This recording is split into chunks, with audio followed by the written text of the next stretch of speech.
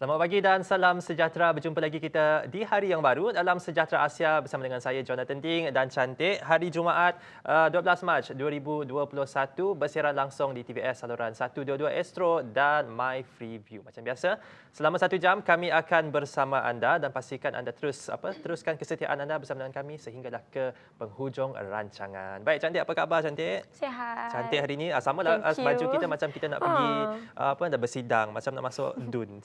Apa khabar? Sihat? Sihat. Jom sehat. Sihat. Jadi itulah dah seminggu berada dalam Sejahtera Asia ni. Apa mungkin perasaan ataupun how do you feel? Kan first time last week macam dia berubah tapi but today kuranglah nervous but okay lah. Ya. Jadi kalau Cantik pun okey, saya harap agar anda di rumah pun berada dalam keadaan yang sihat, keadaan yang okey dan teruskan saja menonton Sejahtera Asia selama 1 jam ini. Baik, seperti biasa kami akan bawakan perincian. Sebelum itu mungkin boleh kongsikan apakah antara topik yang bakal kita bincangkan pada pagi ini. Topik kita pada hari ini John, kita akan bertemu bual bersama Puan Harizan binti Hamzah pasal mengenai masalah gangguan seksual di tempat kerja dan juga temu bual bersama Charles Liu, usahawan wanita Sarawak. Dia bukan usahawan wanita Sarawak. Topik dia usahawan wanita Sarawak. Tapi Sarawak. Charles Liu merupakan seorang usahawan dan juga pengasas Shine Pharmacy. Jadi kita akan bincangkanlah mengenai topik-topik ini sebentar saja lagi. Tapi sebelum itu kita akan bawakan perincian COVID-19 di Malaysia. Saya akan mulakan dulu. Lepas tu Cantik akan kongsikan perkembangan COVID-19 di Sarawak. Baik, semalam Malaysia merekodkan 1,647 jangkitan baharu COVID-19 menjadikan jumlah keseluruhan kes kini sebanyak 319,364 kes. Kes aktif dengan kebolehjangkitan COVID-19 kini pula sebanyak 17,544 kes. Jumlah pesakit COVID-19 yang sembuh direkodkan dalam tempoh 24 jam sebanyak 2,104 menjadikan jumlah kumulatif kes sembuh kini sebanyak 300,620 kes. Terdapat pertambahan sebanyak 9 kes kematian akibat COVID-19 menjadikan jumlah kematian dalam negara kini 1,200 kes. Mengenai penularan jangkitan COVID-19 mengikut negeri pula, Selangor masih lagi mencatatkan kes harian tertinggi iaitu sebanyak 712 kes.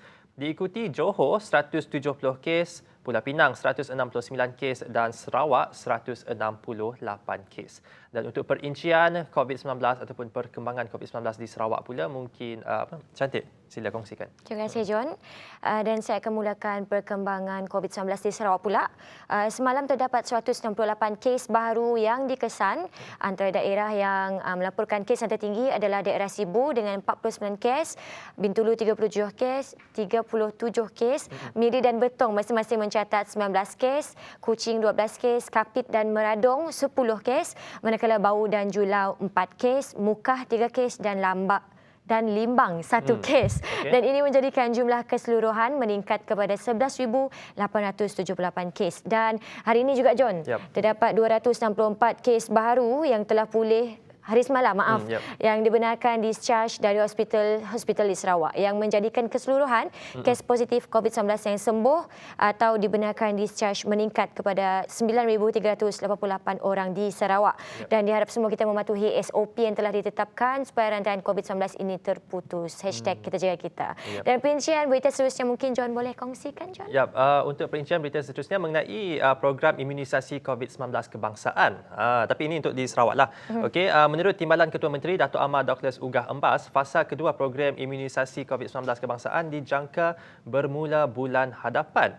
Dan beliau juga berkata fasa kedua ini akan dijalankan secara besar-besaran sebab ia akan melibatkan vaksinasi terhadap 2 juta rakyat Sarawak yang bersetuju dan layak. Jadi itulah yang kita harapkan dan kita harap agar semua proses vaksinasi ataupun program imunisasi COVID-19 kebangsaan ini berjalan dengan lancar bukan saja di Sarawak tetapi di seluruh negara dan juga satu dunia ni. Dan juga sini saya nak kongsikan setakat 10 Mac 2021 seramai 223,923 warga negara telah pun diberi suntikan COVID-19 dos yang pertama. Jadi itu satu angka yang bagus dan kita harap agar lebih ramai lagi lah yang akan divaksinasi. Dan ini juga saya nak kongsikan bahawa setakat 11 Mac 8 pagi semalam 5.1 juta telah pun mendaftarkan diri sebagai penerima vaksin COVID-19.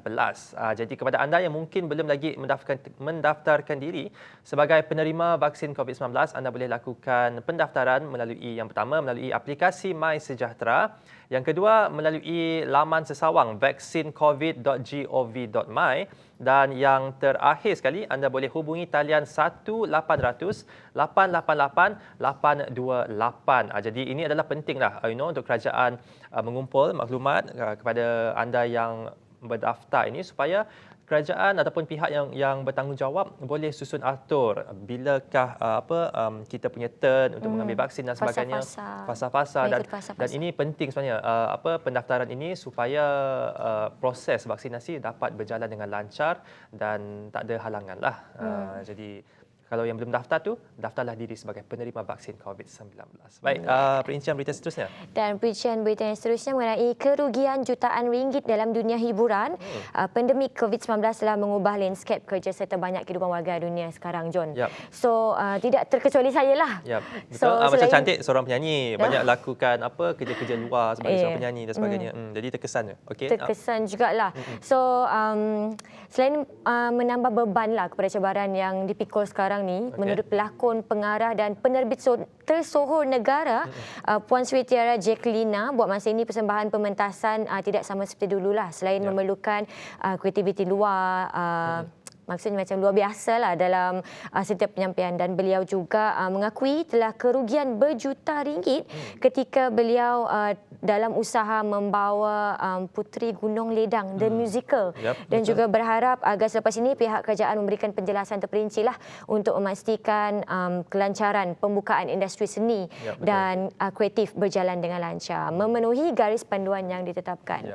Okey, bukan senang ya, John, nak join pementasan drama, macam kostum lagi, nak latihan lagi, stamina dan sebagainya. Dan itulah dengan penularan COVID-19 ni memang betul lah kita tak boleh berkumpul, tak boleh adakan acara, event dan sebagainya. Tapi itulah ramai yang terkesan, dan kita harap dan kita doa agar benda ni boleh pulih secepat yang mungkin, supaya orang boleh kembali lagi ke normal. Kita rindulah nak terbang-terbang, nak travel, nak turun event, nak tengok wayang, pergi karaoke. Pergi karaoke. Rindu tak pergi karaoke? Rindu. Hari tu buka sekejap pun tak sempat nak pergi. Kan? Baik, cantik, mungkin kita boleh, itu saja antara perincian perincian berita yang kami nak kongsikan kepada anda. Sebab sedikitlah yang apa kita nak kongsikan kepada anda, dan mungkin terus masuk ke topik kita. Okey, topik kita pada hari ini adalah masalah gangguan seksual di tempat kerja. And saya nak ulas sedikitlah pasal gangguan seksual ini adalah salah satu perlakuan yang tidak bermoral dilakukan oleh seseorang terhadap seseorang yang lain. Selalunya benda ini dilakukan oleh seseorang yang berkuasa lah, ataupun senior, ataupun psycho. Tapi masalah ini bukan saja terjadi di tempat kerja, malah di tempat awam juga ada. Dan kebanyakan mangsanya adalah kaum wanita yang tersakiti. Gitu. Kadang-kadang ada juga yang berani macam menentang, tapi ada yang tak berani sebab takut kena buang kerja. And untuk mengupas topik kita pada hari ini, kita bersama dengan Puan Harizan Hamzah, seorang peguam. Selamat datang Puan Harizan. Selamat pagi, selamat datang ke Sejahtera Asia. Terima kasih atas jemputan. Terima kasih pada pagi ini. Jadi, baik. Kita nak membicarakan mengenai masalah gangguan seksual di tempat kerja ini. Dan mungkin Puan boleh kongsikan mungkin apakah jenis-jenis gangguan seksual yang mungkin mangsa, kalau boleh kita katakan mangsa alami. Okey. Untuk makluman semua, gangguan seksual ni adalah satu isu yang tak pernah selesai, sering berlaku di mana-mana, dan khususnya di tempat kerja especially lah. Dan kalau kita nak lihat takrifan apakah maksud gangguan seksual, apakah erti untuk kita mudah memahami ataupun mangsa memahami, kita boleh classify gangguan seksual ni secara lisan ataupun bukan lisan, visual, sentuhan fizikal dan juga psikologi. Dan untuk makluman juga, gangguan seksual ni bukannya terjadi kepada pihak wanita. Ianya terjadi juga kepada pihak lelaki. Even ada kejadian tu di mana lelaki dengan lelaki pun kena ganggu. Yep. Dan kategori yang kita boleh classify gangguan ni adalah sama ada di antara pekerja dengan pekerja ataupun majikan dengan pekerja. Selalunya apabila berlaku gangguan dalam bentuk apa sekalipun, contohnya visual. Okey, seseorang pelaku itu menghantar gambar yang lucah ataupun memberi surat layang ke apa kan, ataupun dengan sentuhan tak sengaja, ataupun dia tepuk kat belakang, ataupun even berdiri dekat tepi kerusi yang menyebabkan pemangsa ataupun yang teraniaya itu terasa terancam, tak selesa. Mula-mulanya memang tak selesa, tapi jika kita tak buat tindakan awal untuk mengekang, lama-lama ia akan menjadi satu kejadian yang tidak diingini lah. So boleh tak bagi tahu sedikit macam mana gangguan seksual dari segi pelakuan, keadaan atau perbuatan? Maksudnya macam kalau perbuatan ni tadi dah pun kongsikan, boleh tak beritahu macam keadaan ataupun macam ni yang mula? Okey. Selalunya contohlah katakanlah kalau ada pekerja perempuan yang baru masuk dan memang cantik lah kan, and then pekerja lelaki tu memang diketahui sangat nakal. Kadang-kadang kenakalan pekerja ni saya tak classify khusus kepada pihak lelaki, sebab perempuan pun boleh macam tu kan.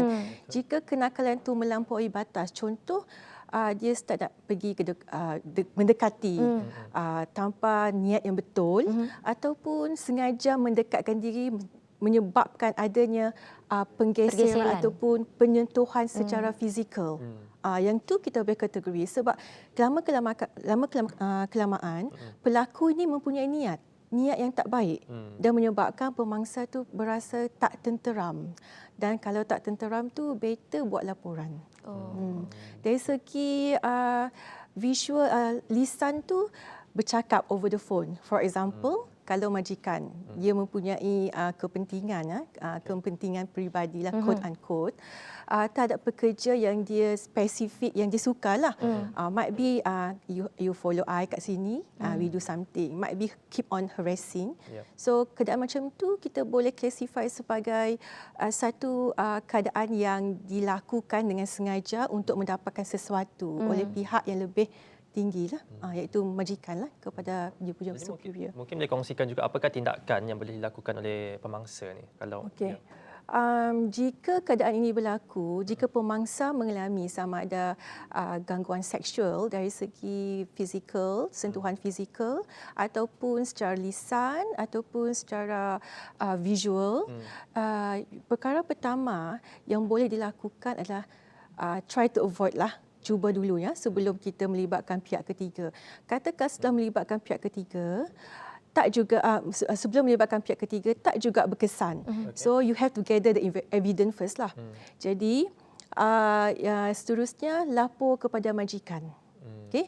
Buat laporan kepada majikan jika gangguan tu berlaku ke atas pekerja, between pekerja lah. Okey, majikan akan ambil tindakan, sebab majikan ni dia mempunyai satu kod amalan, kod amalan untuk membasmi dan mencegah gangguan seksual di tempat kerja tahun 1999 lah. Masalahnya kod amalan ni dia tidak mempunyai ikatan undang-undang. Maksudnya majikan boleh mengaplikasi ataupun tidak. Tak ada faksaan, bukan tu. Jadi apabila berlaku laporan kepada majikan, maka majikan akan mengambil tindakan, tindakan ke atas suspek lah, pelaku tu lah.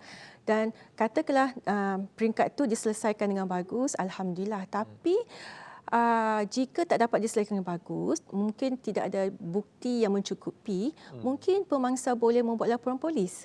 Tak ada masalah. Dia boleh membuat laporan polis demi keselamatan dan untuk tindakan pihak polis untuk menyiasat benar atau tidak dakwaan yang disebut ataupun dibuat oleh mangsa itulah. Tapi itu kalau dengan ada cukup bukti baru ke pihak polis. Tapi kalau masih boleh diselesaikan di dalam dalam pejabat dan sebagainya, mungkin cara yang terbaik sebelum kita ke pihak berkuasa. Unless dah jadi teruk sangatlah, baru mungkin. Tapi tak apa, kita akan membincangkan lebih lagi selepas ini lebih mengenai gangguan seksual di tempat kerja, dan kita akan berehat sebentar. Kita jumpa selepas ini.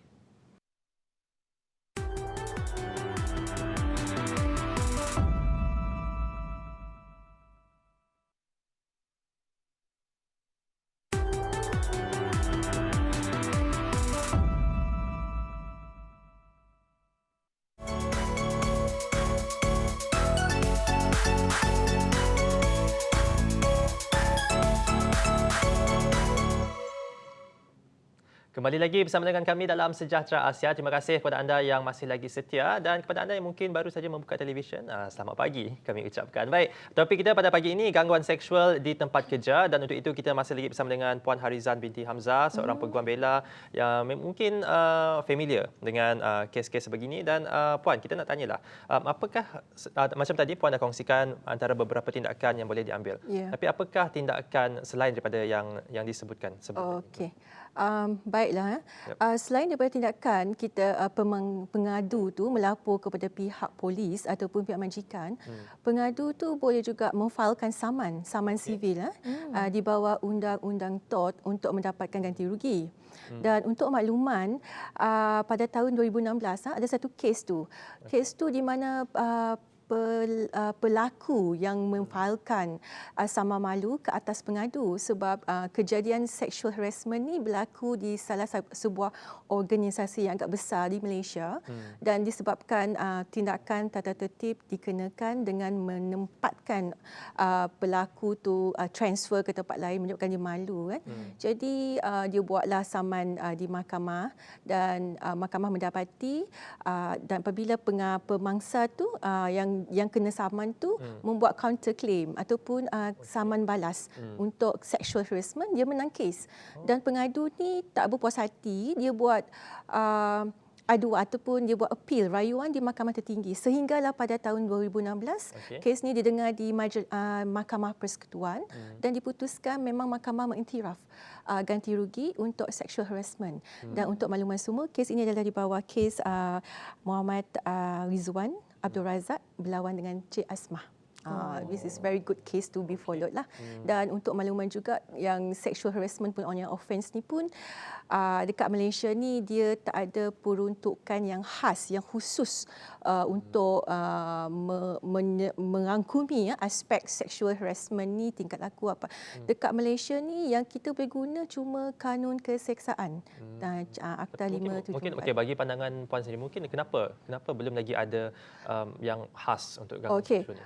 Jika tak salah saya, daripada sumber yang diketahui lah, sebab ada pandangan daripada beberapa pihak yang menyatakan peruntukan yang disediakan di bawah kanun keseksaan Akta 574 tu, Akta 574 tu sudah memenuhi. Namun apabila kita melihat keadaan semasa, berbagai bentuk cara sexual harassment, jadi kita mendapati yang section yang di dalam kanun keseksaan tu langsung tidak mencukupi, sebab section relevant pun cuma section 509 dan 354 je. Yang selebihnya tu most kepada kesalahan jenayah lah. Namun begitu, dekat Sarawak ni kita dimaklumkanlah pada masa kini berkemungkinan besar akan berlaku ataupun permohonan untuk meminda Sarawak Labour Ordinance untuk memasukkan terma-terma ataupun section yang melibatkan sexual harassment lah. Dan insya-Allah jika benda ni diketengahkan dan dibenarkan, diluluskan, mungkin akan ada satu undang-undang yang diperuntukkan untuk semua rakyat Sarawak lah. Untuk Mahkamah Negeri. Yes. Tapi adakah itu sedang dalam proses? Yes. Daripada sumber Jabatan Tenaga Kerja bahagian Negeri Sarawak dimaklumkan pindaan tu memang telah dalam proses lah. Cuma perlu dimaklumkan lagi selanjutnya untuk approval pihak atasan dan kelulusan undang-undang di Dewan. Ya. Okey, so macam apa yang Puan dah bagi tahu tadi, boleh tak bagi tahu apa kesalahan yang akan dikenakan kepada pelaku? Okey. Jika terbukti, jika pengadu membuat laporan polis dan polis membuat siasatan dan terbukti di dalam mahkamah wujudnya kesalahan seksual ni kan. Jadi sexual harassment ni maka pelaku tu akan dikenakan dari segi undang-undang jenayah sama ada penjara 5 tahun di bawah Seksyen 509 Kanun Keseksaan ataupun denda ataupun kedua-duanya sekali.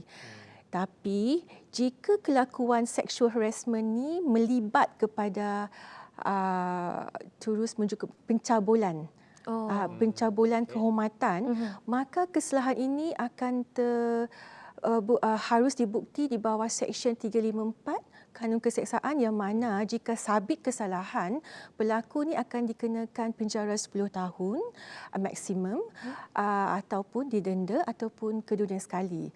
Yang relief kepada dari segi ini dari segi kesalahan jenayah dan relief kepada pihak yang kena bermangsa ni dari segi undang-undang sibil, dia akan dapat ganti rugi dari segi wang ringgit lah disebabkan masalah yang telah dihadapi sebelum ni. Okey, berkelakar pasal kesalahan yang akan dikenakan dengan pelaku nak, macam kami selalu berfikir as if pelaku dipenjarakan nak mun disabit kesalahan lah, lepas if nya dikeluar nak, as if nya nak macam ni nya mau balas dendam dengan orang yang dah jadi nak macam punya balas lagi and then nya dimasukkan lagi, apa yang akan dikenakan dengannya? Adakahnya dipanjangkan lagi masa kah macam ni?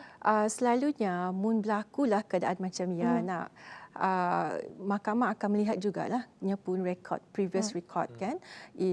Lagipun peruntukan yang disediakan di bawah Kanun Keseksaan tu kita dapat nak minta lebih atau minta kurang, but minta lebih daripada yang diperuntukkan, but it's up to the court pun decision untuk mengekalkan ataupun macam ni. Might be nya boleh di-charge under what charge, depends dengan kelakuan untuk as a severe punishment. Dan mungkin juga dari segi sosioekonomi, setelah pelaku yang mempunyai rekod yang bagus, orang pandai bagus, might be majikan yang akan mengambil, akan ngecek latar belakang. Mun benda tu pernah berlaku, dia kena nak berani ngambil nak.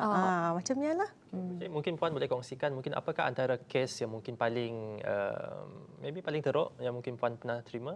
Actually secara jujurnya kami tu peguam sivil dan juga peguam syariah, but kami memang lebih kepada membuat litigasi syariah lah.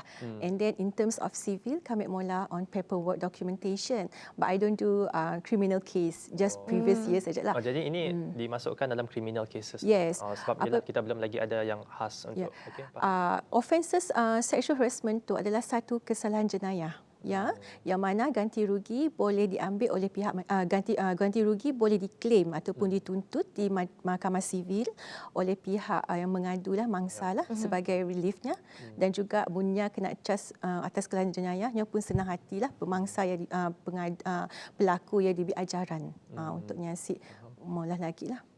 Kita nak tahu jugalah, pernah tak terima macam laporan ataupun mungkin kes ataupun mungkin Puan pernah dengar mengenai kes lelaki yang mendapat gangguan seksual?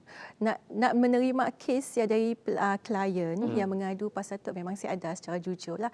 Tapi mendengar adanya benda tu memang betul. Yang selalunya pengadu tu dia cuma membuat aduan tapi tak ada tindakan lanjut. Tindakan lanjut dapat dilakukan sebab ada bukti. Ingat sexual harassment tu apabila kita melihat kepada jenis-jenisnya kan cuma contohlah sentuhan. Di tempat yang tersembunyi di dalam pejabat, office waktu rehat kawang si ada nya mempunyai niat. Apabila berlaku keadaan sentuhan yang tidak menyenangkan. So you rasa macam ni you nak melapor apabila sedia orang melihat. Ada bukti. CCTV ada, bukti ada kan. Ialah salah sebabnya kena aduan tu dipanjangkan ke peringkat yang lebih mendalam lah. Okay, but if in this situation macam case sexual harassment tu juga, as if okay, let's say John try to kelakar something bad, lepasnya you ada, and then kami macam ni, kami lah mangsa ya tadi, so that John say something pasal kami, lepasnya kita dengar. Yes, kita dengar and then kita macam buktilah. Tapi bila dah kami lapor dengan pihak atasan and then nya pada nisi and then nyetok pun support nyetok. Macam ni. I see. Yes, atau benda. Selalunya mun pengadu mendapatinya cuma ada seorang saksi je kan. Seorang saksi tu. Jadi adalah tanggungjawab pihak yang siasatan lah untuk memanggil saksi, dan credibility saksi pun perlu dinilai juga. Pada waktu yang memangnya ada dekat sia, yang melihat tapi yang bersikap untuk memihak kepada pelaku. Kita might be ada siasatan lanjut akan dilakukan lah. Benar ke si? Sebab musik yang akan dituduh memberi pemalsuan keterangan, keterangan yang palsu lah. Okey, jadi mungkin Puan boleh kongsikan juga lah. Mungkin pesanan kepada mangsa-mangsa yang mungkin tak berani nak melaporkan masalah gangguan seksual ni yang dialami. Okey, sebagai peguam dan sebagai seorang wanita, kami memang menggalakkanlah sama ada pekerja lelaki, pekerja perempuan yang mengalami keadaan macam tu, jangan berdiam diri. Kita berdiam diri tu macam seolah-olah kita menggalak kejadian yang berterusan. Jadi katakan kita rasa macam inferior, takut majikan memberhentikan apabila sexual harassment dilakukan oleh majikan ataupun kena ancaman rakan sekerja. What you do, ambil langkah yang pertama. Langkah yang pertama, berlaku sekali dekat atas kita mesti tegas. Jangan, I don't like. But setelah kita menasihati rakan sekerja pelaku tu kan, masih juga niat berbuat, then buat kita mula lapor dengan majikan lah. Biar kita berani, mesti kita memenangkan pihak pelaku. Mungkin kita mangsa kali yang ke-10 dan kita asyik tahu lagi mangsa seterusnya. At least kita ambil tindakan supaya orang ketiga yang mempunyai kuasa mengetahui wujudnya situasi sexual harassment tu di tempat kerja masing-masing. Dan majikan pun perlu memain peranan. Nyasik boleh macam melepas batuk di tangga, kan? Dengar aduan pekerja, masuk tangan telinga kiri, keluarkan macam ni apa? Si buat apa? Sepatutnya disarankan juga pihak majikan perlu ada satu sistem ataupun harus menerap sikap-sikap ataupun ajaran dedahkan pekerja, the should and the don'ts dalam office. Perlu dipolah, jangan dipolah. Apakah tindakan yang kami orang ambil? So tegas dan dedahkan para pekerja apa yang akan berlaku jika situasi macam tu berlaku. Kannya pun ialah. Jadi itu tanggungjawab bersama, bukan sahaja dari tanggungjawab pekerja tapi tanggungjawab majikan juga. Jadi terima kasih sekali lagi kami nak ucapkan kepada Puan Harizan atas perkongsian yang dikongsikan tadi. Jadi itulah topik kita yang pertama, iaitu gangguan seksual di tempat kerja. Jadi ini merupakan tanggungjawab bukan sahaja tanggungjawab daripada pemangsa tapi juga tanggungjawab daripada majikan. Jika ada pekerja yang membuat laporan, ambillah tindakan yang sewajarnya. Betul. Dan juga kepada rakan-rakan dalam rakan sekerja, pastikan kita jaga kita. Kalau mungkin ada lihat kawan ataupun rakan sekerja kita yang mungkin kurang selesa dengan keadaan lend a hand, tolong. Dan mungkin jadi dengar dan satulah menolong ataupun membawa mereka sama-sama mengambil tindakan. Jadi itu saja topik yang pertama, masalah gangguan seksual di tempat kerja. Terima kasih sekali lagi Puan Harizan, dan kita akan berehat sebentar. Selepas ini kami akan kembali lagi. Jumpa selepas ini.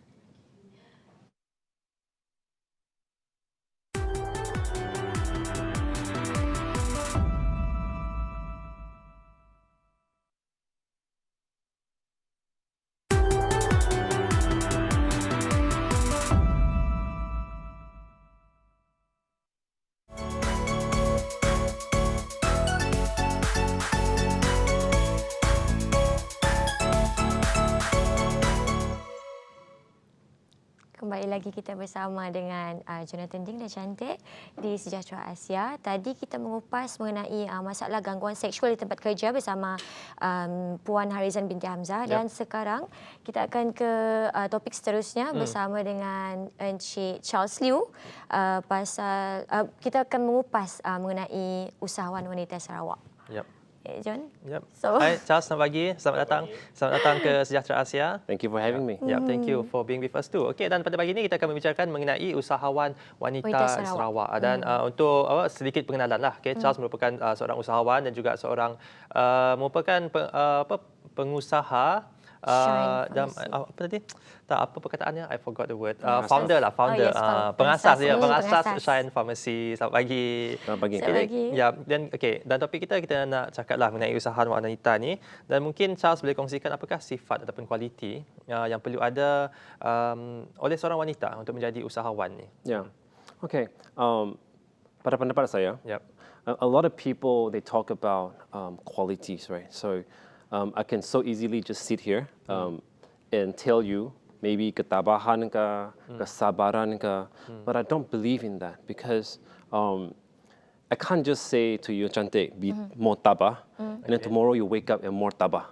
It's not possible, Yeah, right? okay. I can't say you have to be more patient, and then besok you become more patient. It's not possible. So I think the one sifat that is most important is actually to be very lapar, very hungry. Okay. Kelaparan Kelaparan. is the sifat that is most important because when you're hungry, and I ask you, Yep. when you're hungry, right? I don't have to ask you if you want to eat the burger. You want to eat the burger. Yep. If there's no burger on the table, you pergi cari burger itu, kan? So kelaparan is the most important sifat.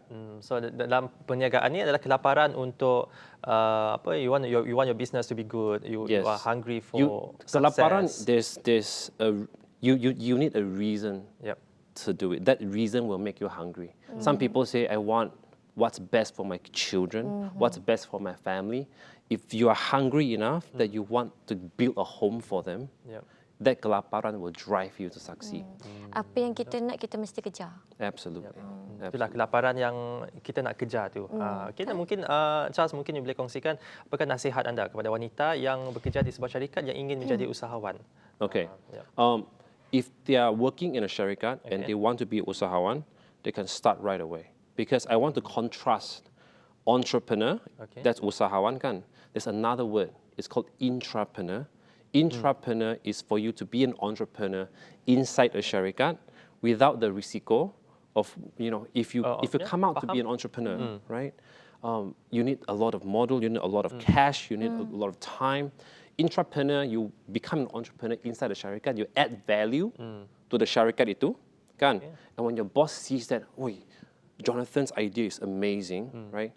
And then they give you a raise, they increase your salary. The truth is this, sometimes you punya salary kan in a syarikat Yeah. is even more than the net profit you make in a business in the first few years. 2, 3, 4, 5,000, Okay. you don't see that net profit the first 3 or 4 years in your business. It's not possible. Okay, right.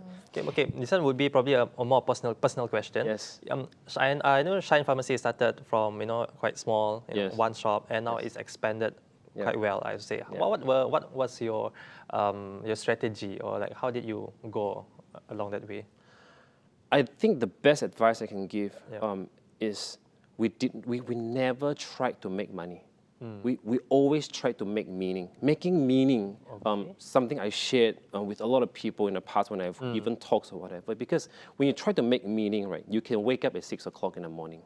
When you're chasing money, you tell yourself, pukul 9 pun boleh, pukul 10 pun boleh, because money will always be there. But when you're trying to make meaning, that drive you.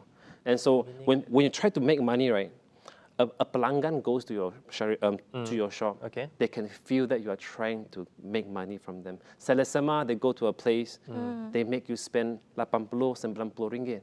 If you come to Shine, 5 ringgit pun okay sudah. Because sometimes I tell you, go home and drink more water. Don't have to buy anything. Go home and sleep. Cantik, you have these panda eyes. Go home and sleep first. And then tomorrow, no more sneezing. Right? So you don't have to buy if you don't need to. So selalunya kan kalau kita nak mulakan perniagaan, orang selalu cakap kena keluarkan modal yang banyak. So apa pendapat Cik Charles pasal benda ni? First and foremost, modal yang banyak for different people means different thing. Okay, for someone who is 20 years old, 20 tahun, modal yang banyak means 2,000 ringgit. That's modal yang banyak kan. But some people that's 25 years old, if they want to build a business, pengangkutan ke or whatever, 500,000 is considered modal yang besar. So you have to define apa itu modal yang besar kan. And modal yang besar means what? People say keuntungan yang besar. Betul kah? But are you thinking about kerugian yang besar juga? Because statistics shows that 9 out of 10 businesses fail. So modal besar means kerugian besar. So start wherever you are. Just start. Tak ada duit, there are ways to start with no duit at all.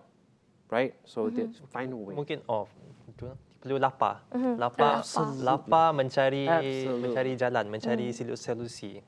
Faham? Okay, mungkin contoh kau boleh kongsikan kalau macam tak ada duit. Macam mana nak mulakan perniagaan? Very easy. Because if you see duit as a sumber, right? Sumber kewangan, okay? So go and exchange system barter kan? Because you have sumber experience, you have sumber expertise, you have sumber masa, you have time as well, right? So go and find people with money, but they don't have the time, they don't have the experience. Exchange it.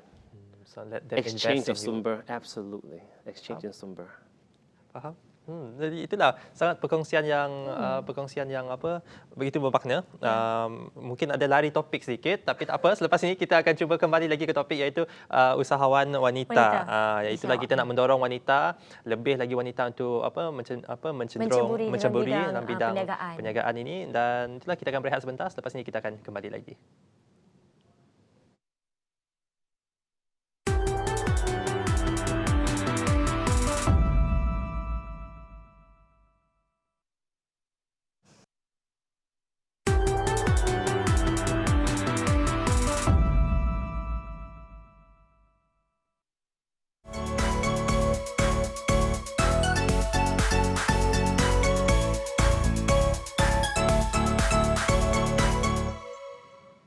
Kembali lagi bersama dengan kami dalam Sejahtera Asia dan sekali lagi kami nak wawarkan kepada anda yang mungkin belum mengikuti kita di laman sosial, boleh ikuti kita di Facebook dan juga Instagram Sejahtera Asia. Baik, masih lagi dalam topik usahawan wanita Sarawak. Dan untuk itu kita bersama dengan saudara Charles Liu, peniaga dan juga pengasas Shine Pharmacy yang berjaya bagi saya dan satu farmasi yang juga best. Tapi kita kembali lagi ke topik. Charles, kita nak tanya pada pendapat anda lah. Apakah mungkin cabaran yang akan dihadapi oleh seorang usahawan wanita ni yang juga merupakan seorang ibu? Yeah.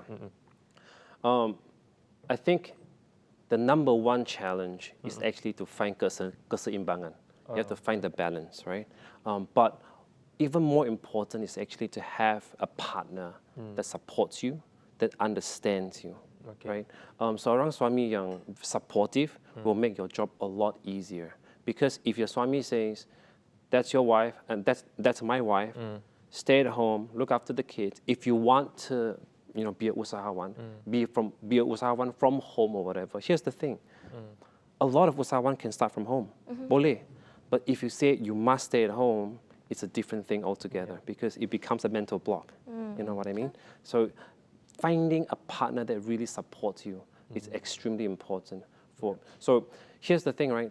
A lot of women entrepreneurs, they divorce. It's a sad story, but sometimes the sacrifices that you have to make as usahawan is no one can understand. No one can understand. Okay, but what if partner, Yes. okay, let's say lah partner I, okay, kita orang dah kahwin kan. Yes. Lepas tu macam partner I cakap ikut you lah, ikut you nak buat apa you buat lah. Yeah. You see, it is the meaning of ikut you lah. What does that mean? Yeah. When you say ikut you lah, Up to you. what does that mean? Is it really ikut you, like 100% ikut you, or is it ikut you with conditions? Ikut you if you don't do this. Ikut you if you work until 8 o'clock and then you focus on the kids. Ikut you if you wake up at 6 to make breakfast first and then 8 o'clock you go and do your thing. What does it mean when you say ikut you? Right? So I think it's, at the end of the day, a partner that support you 100%. Meaning to say, whatever it takes for you to be well. Because here's the thing, Swami needs to understand, if you do well as an usahawan wanita, Yep. it's good for the family. Yeah. It's another source of income. But in Malaysia, where the equality is still not there, right? Some guys, the ego is still there. Like, I need to win the bread for the family. I need to make the money for the family. And that gets in the way a lot of the times that I've seen. I've spoken to a lot of women entrepreneurs, and that's the story they tell me. Yeah. So I mean, lelaki dalam keluarga tu akan rasa macam tercabar, Absolutely. ataupun rasa macam kurang dapat Terancam, sumbangan yang kurang banding dengan wanita. Tapi Yes. mungkin apa pesanan okay, Charles sebagai seorang lelaki, mungkin apakah pesanan kepada suami-suami di luar yang mungkin isteri mereka sekarang sedang berada dalam keadaan itu? Yes. Yeah. What do you say to them, to the husbands? Think how much you love the woman, to be fair, right? What does that love mean, actually? Okay. To love someone is to unconditionally love someone. And if they want to pursue something, sit down and say, okay, this is our finances. Do you, if you want to be a usahawan, sure, possible. So that means that kita punya financial situation at home is not perfect. You think we should be making more, right? That's the reason. Now, if the husband agrees that, yes, extra income is going to help us, then the husband will buy into the idea. The husband will support you to go and make that extra income, to buy that extra house, to buy that extra car, to provide more for the children, to have a fund for the kids to go to school in the future, locally or overseas. Right? So, Jadi itulah apa support. You have to support. Perlu Kena support each other lah. support each other. understanding. Yes, Support understanding comes from cakap. understanding. Ya, dan perlu Support faham. comes from Dan itu Because sangat penting. some people, when they force themselves to support, it's difficult yeah. without understanding. Betul? True. So sekarang kan macam ramai ibu tunggal yang menjadikan perniagaan menjadi pekerjaan tetap diorang, macam even macam perniagaan kecil-kecil Ya, John. betul. So macam mana nak apa cadangan Cik Charles untuk mereka memajukan lagi perniagaan? Okay. Again, it comes down to the definition of kecil-kecilan. What is kecil-kecilan, right? What is memajukan? Okay? Because the truth is this. If you want to get into business and your goal is to make extra income, Okay. right? I think it's very important to understand that in Malaysia, there's minimum wage. Okay, minimum wage. Minimum wage kat Malaysia ialah 1,200 ringgit. That's the minimum wage. Okay, ask yourself this: as an ibu tunggal, if you don't have the skills to run a business now, to jual, anything online, right? Your profit a lot of the time will not be 1,200 net in hand at the end of the month. My challenge to you is this: take the risk, go and find a job that pays you 1,200 first. When you're on the job, learn, observe how is the business run, how is marketing run. Because at the end of the day, marketing is the single most important thing in a business. Marketing, if you know marketing, here's the thing. Modern era, when we were kecil, we watch TV, right? But right now, John is a marketing agency himself. Chantek is a marketing. You know why? Yep. Open your phone, Facebook, Instagram, you are an instant marketing agency. Yeah. We're our own brand. We build our own brand. Absolutely. Build your own personal branding, business branding, everything just flies from there. You get approached by people when you have a strong branding. Ya, betul. Okey, dan satu perkongsian yang sangat dalam, deep. Okey, kita nak tahu juga mungkin Charles mungkin boleh kongsikan pesanan kepada wanita-wanita di luar sana yang mungkin berminat untuk menceburi dalam bidang perniagaan ini, tapi mereka macam masih they Masih still doubt tak themselves. tahu, Or tahu macam still mana nak mungkin mula. tak tahu macam mana nak mula. Dan Yep. what would you say to them? I love this question. It's because this question fokus kepada isu macam mana. Yep. Macam mana to start, right? Now here's the thing. Semua orang different. Yep. I can't just say to you, be this or be that. Yep. Because macam mana is difficult. But you have to understand kenapa. Kenapa you mau jadi usahawan, seseorang usahawan? Kenapa? Now if you know the kenapa, it's for my kids. It's for my future. It's for my... Your kenapa will help you to figure out the macam mana. Do you understand? Because if I tell you to do this, to do that, you're not motivated. Yes. But your kenapa, if it becomes very clear, I have to do this because of this. I have to do this. My parents are aging. I have to do this. At this age, I must do this. Once the kenapa is strong, you will find a way. That goes back to kelaparan. Kelaparan, ya. That goes back to that. You need to be driven, and you don't want to be driven by other people. You want to be driven by yourself inside. You want to wake up at 6 o'clock and feel like, yes, I want to get to work today. Instead of, snooze until 6:30, ya. Terasa kan? Terasa. Yeah. So at the end of the day, it goes back to the hunger. It goes back to, because I think I truly agree that you cannot let actually people push you. Absolutely. People can support, people can understand your idea, but Yes. that hunger has to come with yourself. Can I share a concept? I hope we are on time, right? Sure. Yeah. The concept of pushing Okay. and pulling. Okay? Okay. When people say, Cantik, push harder, right? Sounds painful. Pushing is painful, right? Betul? If pulling, you don't have to do anything because Yes. someone pulls you, right? Okay. That pull is the why, is the kenapa. Your kenapa will pull you. Your reason will pull you. You don't feel tired even though it's 1 o'clock at night and you have to finish that marketing piece. You have to get that post out or whatever. 1 o'clock, 2 o'clock, you feel like you don't have enough time because you get pulled. But you have to push yourself. Pukul 11 sudah, want to sleep Sudah already, siap, yeah. because you have to push yourself. Faham. Push and pull. Thank you. Terima kasih. Best topik hari ni. Terima kasih Encik Charles atas Terima kasih, Encik perkongsian Charles. yang dikongsikan tadi. Banyak tips-tips perniagaan, banyak juga tips pasal kehidupan, pasal macam mana kita nak mendorong diri sendiri untuk menjadi seorang yang lebih baik. Dan itulah topik kita, iaitu usahawan wanita Sarawak. Jadi kepada wanita-wanita yang di luar sana yang mungkin nak memulakan perniagaan ataupun yang mungkin masih lagi ragu-ragu, masih lagi macam takut-takut nak memulakan perniagaan sendiri, apa yang dikongsikan tadi adalah kelaparan tu. Kalau ada kelaparan, ada dedikasi yang ingin dikejar, ada arah tujuan, pergi saja. Kena lapar je. Betul, kena lapar. Sekarang pun lapar nak breakfast lepas ni. Baik, jadi kita akan berehat sebentar. Kita jumpa selepas ini di blok yang terakhir, hanya dalam Sejahtera Asia.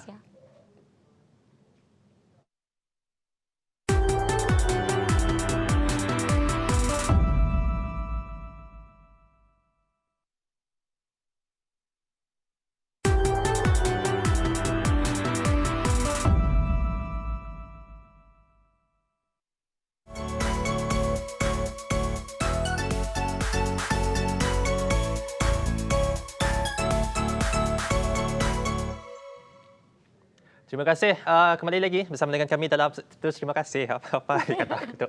Okey, kembali lagi bersama dengan kami dalam Sejahtera Asia. Ya, terima kasih kami ucapkan kepada anda kerana masih lagi setia bersama dengan kami, dan antara topik yang kami bincangkan tadi adalah yang pertama ialah gangguan seksual di tempat kerja. Dan kedua adalah merupakan usahawan wanita Sarawak. Jadi itulah antara dua topik yang kita bincangkan. Yang pertama mungkin Cantik boleh kongsikan apa yang Cantik dapat dari pembincangan kita yang pertama. Gangguan seksual di tempat kerja. Gangguan seksual ni kita jangan kalau kita terkena gangguan seksual ni jangan berdiam diri, kena reportlah dengan majikan. Betul. But if macam kena ugut ke apa, kena beranikan diri jugalah. Betul. Kena tegas juga betul. kalau benda-benda ni terjadi kat diri. Ya, dan tapi apa yang penting adalah kena ada bukti. Kena ada bukti. Dan kalaulah bukti itu merupakan rakan sekerja ke ataupun yang menjadi saksi kejadian tersebut, jadi rakan sekerja tersebut pun perlu bertanggungjawab untuk bersama-sama menolong pemangsa tu. Dan itu banyak juga tindakan yang boleh diambil. Yang pertama, of course, yang pertama kita laporkan. Kita kata jangan tegas dulu. Kata tak nak. Okay, I'm not comfortable. Saya tak selesa. No. But still juga terjadi, baru boleh lapor dengan kepada pihak majikan. Kalaulah teruk sangat, boleh lapor ke pihak berkuasa, iaitu pihak polis. Dengan ada bukti-bukti ni lah. Kena ada bukti yang kukuh. Kalau tidak nanti akan terjadinya pemalsuan. Betul. Report lah. Dan gangguan seksual ni dalam pelbagai cara ataupun pelbagai jenis. Ada yang secara fizikal, secara lisan, percakapan, bertulis dan sebagainya. Dan itulah kalau anda rasa macam kurang selesa dan mungkin anda rasa anda mungkin merupakan seorang pemangsa gangguan seksual ni, buatlah laporan dan tindakan yang sewajarnya. Dan kita punya topik kedua tadi mengenai usahawan wanita Sarawak. Mungkin Jun boleh Tadi perkongsian yang dikongsikan oleh pengasas Shine Pharmacy iaitu saudara Charles Liu. Ya. Banyak perkongsian yang beliau kongsikan yang saya rasa boleh kita kaitkan bukan saja dari segi keusahawanan tapi juga dari segi hidup kita. Kita apa yang beliau kongsikan ialah kita perlu ada kelaparan. We have to have that hunger untuk mengejar sesuatu. Contohnya kalau kita lapar, kita akan cari makan kan. Jadi kalau kita lapar untuk mengejar sesuatu kejayaan tu, kita akan push ourselves, pull Kita kena ourselves, usaha kita lah. kena push and pull ourselves untuk mencapai apa yang kita nak. Jadi kita kena lapar dengan kejayaan, lapar dengan tak kira lah lapar nak tolong orang ke, lapar kekayaan ke, keuntungan ke, itu kelaparan yang kita perlu tanya diri sendiri. What are we hungry Kenapa? for? Kenapa? Yes. Lawak. Kenapa paling penting? Boleh pula aku jadi bagi talk dah. Jadi itu antara topik yang kami bincangkan pada pagi ini. Terima kasih kami ucapkan kepada anda yang sentiasa bersama dengan kami dalam Sejahtera Asia dan juga di sini Sejahtera Asia kini bersiaran 7 hari seminggu. 7 hari. Isnin sampai Ahad. Isnin sampai Ahad. 7.30 pagi sampai 8.30 pagi. Betul. Cantik hari apa? Hari Jumaat Hari Jumaat dan Sabtu. Jumaat dan Sabtu. So esok lah. Esok Ya, so dengan gas. Dengan gas. So kepada anda yang mungkin rindu gas, lama tak tengok gas, esok bersama dengan Cantik dan Gas dalam Sejahtera Asia pukul 7.30 pagi. Dan yang mungkin terlepas siaran kita sebelum ini, boleh saja pergi ke YouTube TVS TV dan type saja Sejahtera Asia. Bolehlah cari semua episod-episod daripada episod yang pertama sehinggalah episod ke-91. Hari ini episod 91. 91 episod dah Sejahtera Asia. Jadi itu saja siaran Sejahtera Asia untuk hari ini. Saya Jonathan Ding. Dan saya Cantik. Kita jumpa lagi di masa yang akan datang hanya dalam Sejahtera Asia. Daripada inspirasi, kami cetuskan inovasi. Jaga diri. Bye. Bye.